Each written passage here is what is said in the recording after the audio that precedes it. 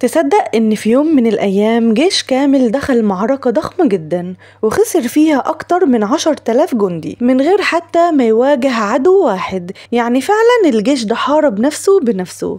القصة دي حصلت في سنة 1788 في معركة اسمها معركة قران سابس، والمعركة دي اعتبرها المؤرخين أغبى معركة حصلت في تاريخ البشرية كلها. تعالوا نعرف إيه اللي حصل وقتها، بس قبل ما نعرف كل القصة يلا نذكر الله ونصلي على الرسول. في سنة 1788 الجيش النمساوي كان داخل حرب وقتها ضد الدولة العثمانية، وحوالين الحدود اللي هي النهاردة في رومانيا القيادة بعتت مجموعة من الكشافة تستطلع الطرق وتشوف إذا كان في أي حركة للجيش العثماني قريبة منهم. الكشافة دول اتحركوا بالليل وكل حاجة كانت ماشية بشكل طبيعي، لكن في طريقهم وهم بيستكشفوا المكان لقوا قرية صغيرة، والقرية دي اسمها قرية قران سابس، واللي بيسكن في القرية دي مجموعة من الغجر، والغجر دول كانوا بيبيعوا أكل وخمرة وكل اللي نفسك فيه. الكشافة طبعا تعبوا من المشي وقالوا نشرب كوباية كده ونفوق بيها، والكوباية جرت التانية والتانية جابت التالتة، وفي لحظات الكل كان سكران على آخره. وبعد شوية جت مجموعة تانية من المشاة النمساويين، وواضح إنهم كانوا عارفين المكان ده وقالوا ينضموا لزمايلهم ويشاركوا في السهرة. بس الكشافة السكارى كانوا خلاص فقدوا السيطرة وقالوا إحنا اللي لقينا الغجر دول من البداية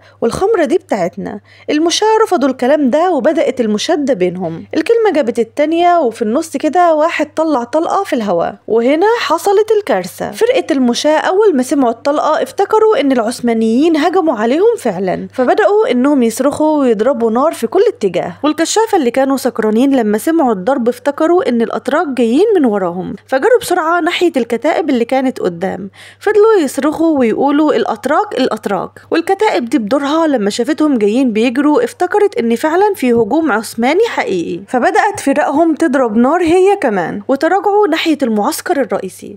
تخيل بقى كله بيجري من كله وكل واحد فاكر ان اللي قصاده هو العدو. واللي زود المصيبة دي اكتر ان الجيش النمساوي ده كان في ناس كتير من كل البلاد، ألمان، مجريين، صرب وكروات وجنود كتير من دول مختلفة، وكل واحد طبعا بيزعق بلغة مختلفة التاني ما يعرفهاش. فاللي في المعسكر لما سمعوا الصريخ والطلق واللغات المختلفة دي افتكروا ان الاتراك فعلا هجموا عليهم، فقاموا هم كمان وفتحوا النيران، وهوب الدنيا ولعت بمعنى الكلمة. الكل بيضرب في بعضه ومفيش حد فاهم مين العدو الحقيقي. جنود بيضربوا ضباط وفرق بتهجم على فرق تانية. صوت الخيل والصريخ والطلق خلى الفوضى توصل لقمة الجنون، وفي الاخر الجيش النمساوي فعليا دمر نفسه بايده. فضلوا يقتلوا في بعض طول الليل، واللي ما ماتش هرب من المعسكر مذعور. تاني يوم الصبح كان المشهد مأساوي، جثث في كل مكان وآلاف الجنود ماتوا، واللي فضل عايش كان تايه ومصدوم من اللي حصل. وفي خلال يومين وصل الجيش العثماني بقيادة السلطان عبد الحميد الأول والصدر الأعظم خوجة يوسف باشا، ولقوا المشهد كأنه فيلم. أكتر من 10,000 قتيل من الجيش النمساوي على الأرض، وحوالي 50,000 جندي استسلموا من غير طلقة واحدة. الأتراك دخلوا قران سابس وهم مش مصدقين نفسهم،